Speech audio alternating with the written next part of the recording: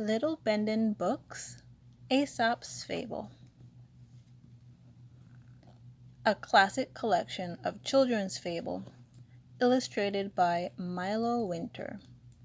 Today's two stories are going to be The Ants and the Grasshopper and Two Stubborn Goats. One bright day in late autumn, a family of ants was bustling about in the warm sunshine.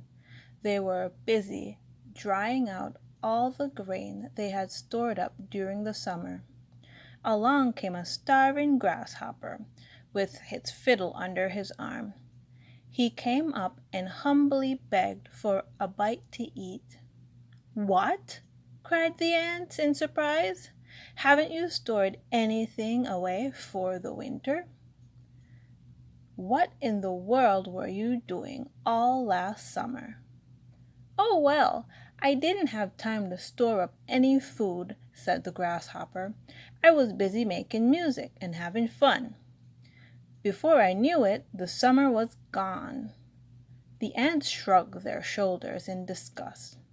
"Making music, were you?" they cried. "Very well then, now you can dance." And they turned their backs on the grasshopper and went on with their work. The moral of the story is, there's a time to work and a time to play. Next story. Two Stubborn Goats. There were once two goats who were each walking on opposite rocky sides of a mountain valley.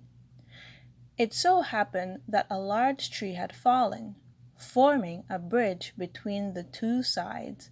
Far beneath the bridge there followed a wild river. Now the two goats each started to cross the bridge and looked up and saw each other. The trunk of the tree was large, but not large enough for one animal to pass another safely. One goat would have to wait for the other to cross. And do you think one goat would back up and allow the other to pass? No, these goats were both too stubborn. One goat set his foot on the log. The other did the same. Each kept walking until they met in the middle, horn to horn. Neither would back up nor step aside. Instead, they locked horns and pushed at each other, and both fell down, down, down into the river below. Moral of the story is, it is better to step aside than to stubbornly step into disaster. That is the end of our story today.